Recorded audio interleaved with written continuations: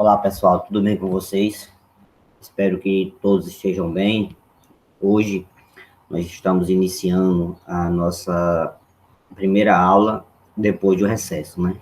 É com uma alegria enorme que eu estou aqui para falar um pouco, né, de filosofia, né? Então, meu nome é César, né? César Cabral, professor de filosofia, e hoje quero desejar a cada um de vocês, né, bom retorno, né? Vamos agora pensar um pouco a partir de hoje, a partir de agora. Vamos falar um pouco de filosofia, tá bom? O nosso assunto de hoje está na página de vocês, no capítulo 14, página 186, tá bom? Onde vocês vão encontrar aí, podemos ser livres, né? O que seria liberdade? Então, nós vamos trabalhar com temas a partir desses questionamentos, né? E aí, dentro dessa temática, nós vamos ver o mito, a tragédia e a filosofia. O objetivo principal dessa aula é entendermos sobre o conceito de liberdade. O que é liberdade? Será que de fato somos livres? O que é livre-arbítrio? Né? E aí nós vamos usar alguns textos, algumas ideias do pensador Santo Agostinho, né?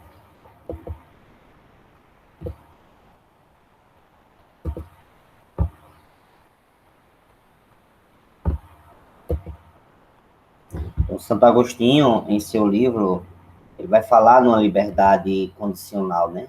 Ele vai pensar a partir dessa questão de o que é ser livre, né? O que é liberdade.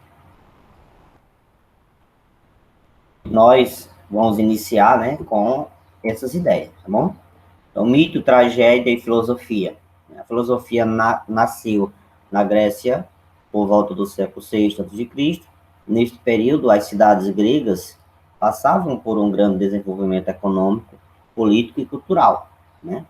Foi exatamente neste contexto que se deu a passagem do saber mítico para o saber racional, né? E aí nós vamos pensar essa tragédia grega a partir do conto de Édipo Rei, né? Está aí no livro de vocês, na página 187. Vou colocar agora um vídeo onde retrata essa questão para que a gente possa comentar mais adiante. Essa é a história de Édipo Rei, primeiro episódio da trilogia tebana, escrito por Sófocles. A Tebas atual está no Egito, mas a Tebas da história se encontra na Grécia Antiga. O rei Laios e a rainha Jocasta estavam esperando um bebê e foram ao oráculo de Delfos, que lhes informou que se fosse um menino, ele estaria condenado a matar o próprio pai e casar com a sua mãe, Jocasta. Sabendo disso, ele mandou um servo matar o menino, mas o servo, compadecido, levou o menino para uma terra distante e pendurou-no pelos pés.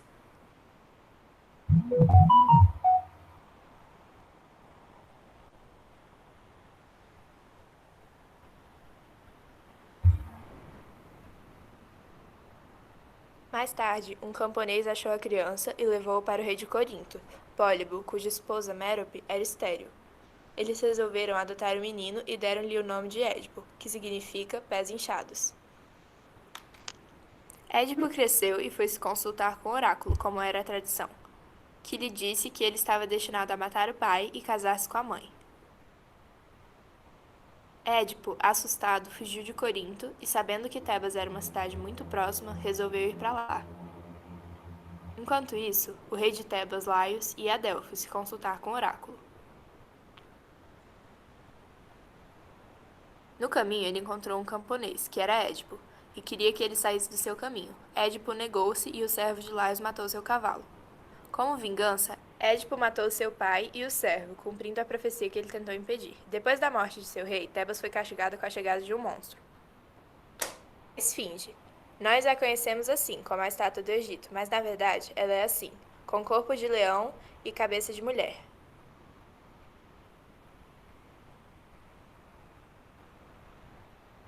A esfinge impedia a entrada de todos na cidade, a não ser que acertassem seu enigma, e se errassem, morreriam. Seu enigma era o seguinte: O que de noite tem 4 pernas, de tarde tem 2 e de noite tem 3. Édipo, se achando muito esperto, resolveu o enigma, dizendo que era o homem, que na infância engatinha, na fase adulta anda com 2 pernas e na velhice usa uma bengala. A esfinge, sentindo-se humilhada, se joga de um penhasco. O povo saúda Édipo, oferecendo-lhe a mão de sua rainha, Jocasta, que na verdade era sua própria mãe.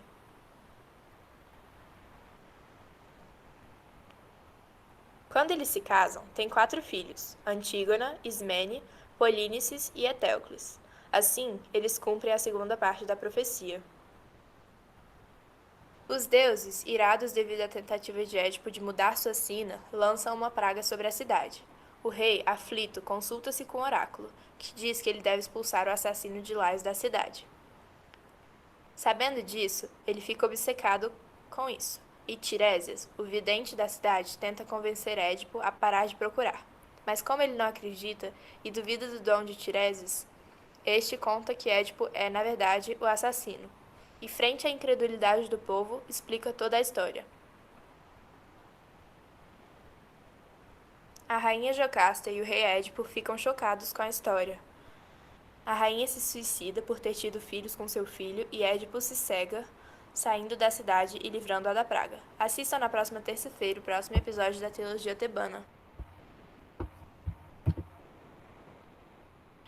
Então aí nós vimos, né, um pouco sobre a história de Édipo Rei, né?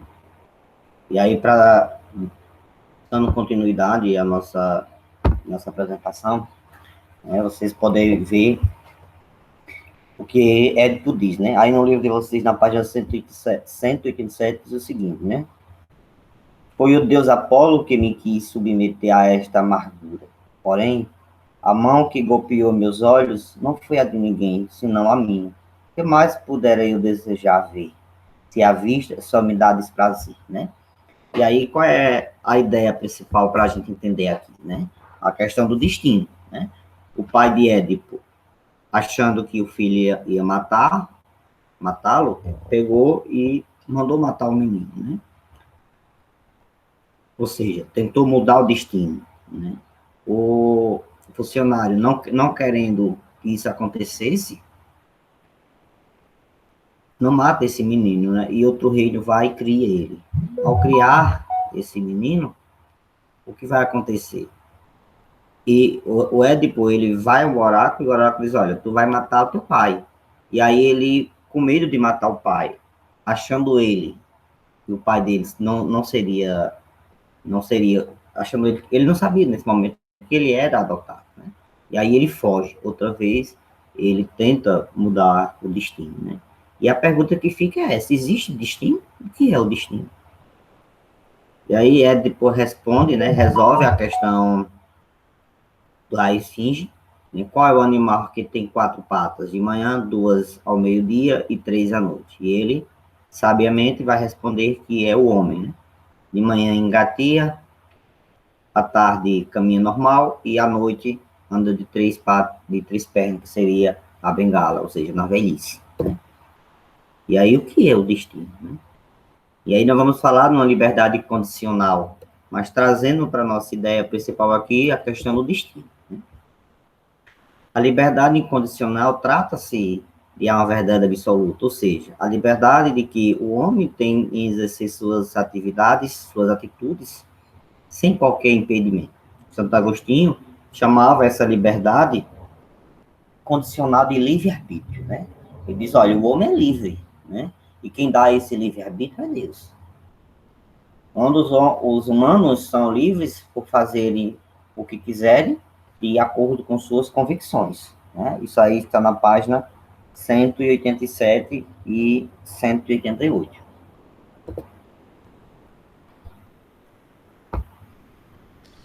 No conceito filosófico de hoje, o livre-arbítrio para Santo Agostinho.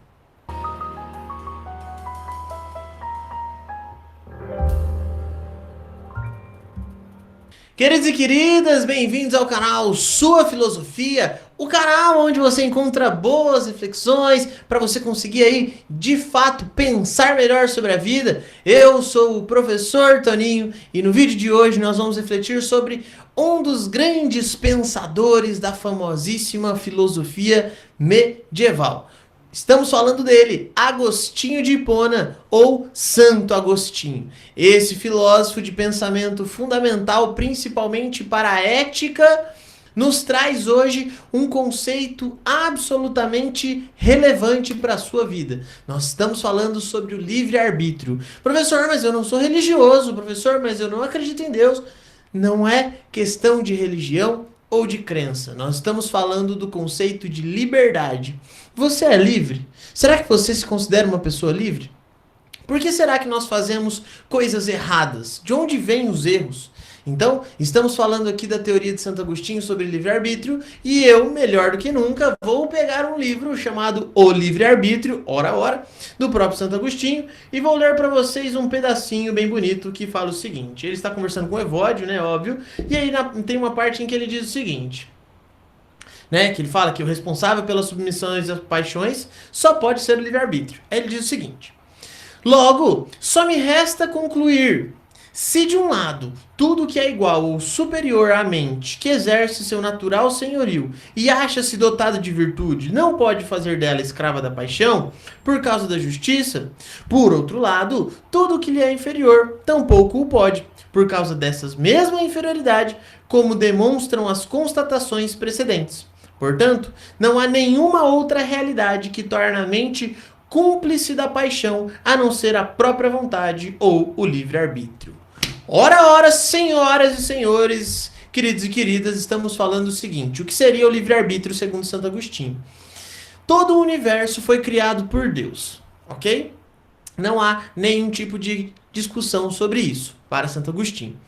Logo, o homem também foi criado por Deus. Logo vem à nossa mente a seguinte reflexão.